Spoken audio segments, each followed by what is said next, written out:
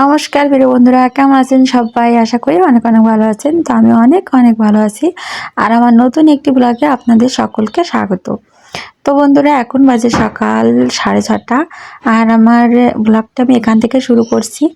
তো দেখুন বন্ধুরা, সকালবেলা ভোরে উঠে কিন্তু আপনাদের দাদাভাই চলে গিয়েছিল মাছগুলো ছাড়িয়ে আনতে। তো মাছগুলো ছাড়িয়ে নিয়ে চলে এসেছে। তো কালকে কিন্তু চারও দেওয়া হয়েছিল আমাদের ঘিরে। আপনারা তো জানেন আমাদের এখানে আমরা মাছ চাষ করি, চিংড়ি চাষ করি। তো এজন্য কালকে চারোটা দিয়ে এসেছিলো আর আজকে কিন্তু ওটা চেয়ে নিয়ে এসেছে। তো বন্ধুরা দেখুন, অনেকগুলো মাছ বেঁধেছে, যা যা যেটুকু বেঁধেছে, হ্যাঁ অনেকগুলোই বেঁধেছে। এর আগে না আমাদের এরকম মাছ হয় না, এর থেকে আরও অনেক অনেক বেশি মাছ হয়। তো কি হয়েছে বলুন তো, এর আগের যে গুণটা ছিল তখন যে মাছগুলো প্রথম যেগুলো দেওয়া হয়েছিল ও মাছগুলোতে ভাইরাস লেগে গিয়েছিল, এই কারণে মাছগুলো পাওয়া যায়নি, মাছগুলো মারা গেছে। আর এই মাছগুলোতেও না কিছু কিছু মাছের সমস্যা দেখা দিয়েছে। তো এই কারণে চারও দিতে হচ্ছে। মাছগুলো এখনও ছোট আছে, তারপরেও ধরে দিতে হচ্ছে। তো যাই হোক, যেগুলো মাছ বেঁধেছে অনেকগুলোই বেঁধেছে আর কি।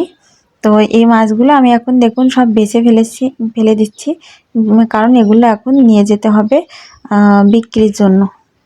তো আপনাদের দাদাভাই ওই মাছগুলো বিক্রি করে আবারও দেখুন ছোট ছোট যে পোনাগুলো, মানে ওই বাগদার যে পোনাগুলো, সেটাই কিনে নিয়ে এসেছে। এই দেখুন, আর এই মাছগুলো এভাবে প্যাকেট করা থাকে। তো দেখুন আমি এখন ওগুলো দেখাচ্ছি, আপনাদেরকে দেখাবো।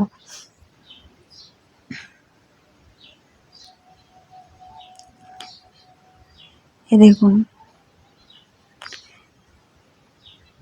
এই এই পলিথিনের ভিতরে করে মাছগুলো বিক্রি হয়।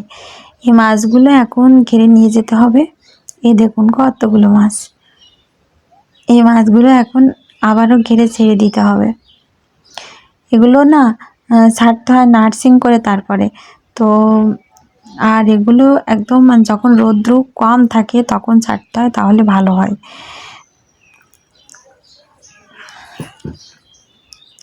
তো এগুলো এখন নিয়ে যাবে আপনাদের দাদাভাই ঘিরে, এগুলো নিয়ে গিয়ে নার্সিং করে তারপর ছাড়বে।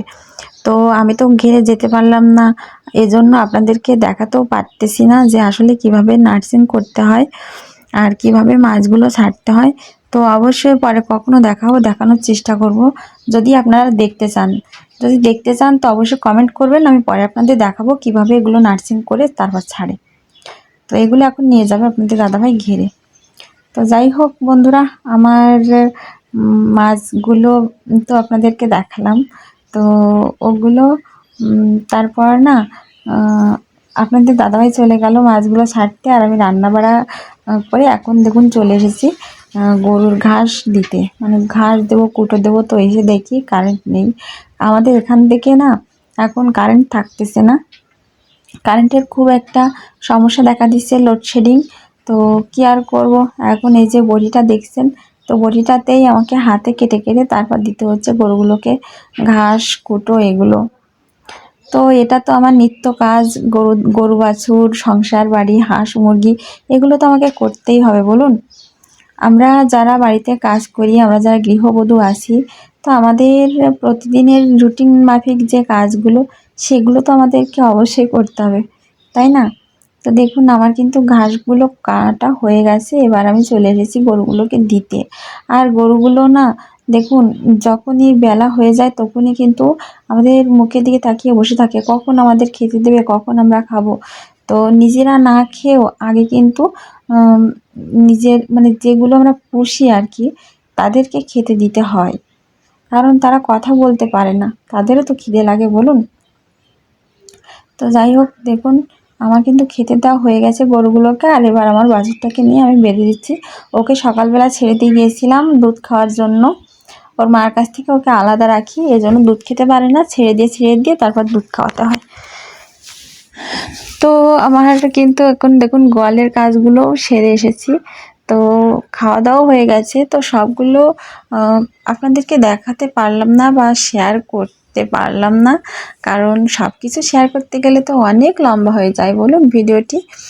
তো আপনারা তো জানেন আমি মায়ের প্রতিমা তৈরি করি। তো আমার বাইরের কাজগুলো তাড়াতাড়ি সারতে হবে, তারপর এসে আবার প্রতিমার কাজটা শুরু করে দিতে হবে। কারণ আজ হচ্ছে শনিবার, আজকে মায়ের পূজা। তো এই প্রতিমাটা আজকেই নেবে, প্রতিমাটা আজকে ডেলিভারি দিতে হবে। আমি কিন্তু এখনও রঙটা শেষ করে পারিনি, তো রঙটা আমাকে আজকে যে করে হোক শেষ করতেই হবে, আর ওটা আজকেই দিতে হবে। তো এই জন্য আমার বাইরের কাজগুলো সেরে আমি আবার চলে এসেছি রং করতে।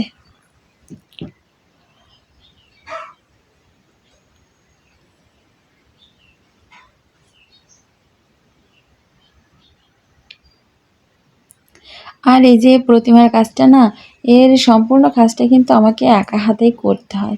আমার যেমন আমার সংসার বাড়ি একা হাতেই সব কিছু গুছিয়ে আসতে হয়, ঠিক তেমন এই প্রতিমার কাজটাই আমাকে একা একাই করতে হয়। তো এটাকে কেউ হেল্পও করতে পারে না। হয়তোবা যদি আপনাদের দাদাভাই পারতো, হয়তোবা আমার সঙ্গে অবশ্যই আমাকে হেল্প করে দিত, কিন্তু ও এগুলো পারে না। এজন্য আমাকে একা একাই করতে হয়।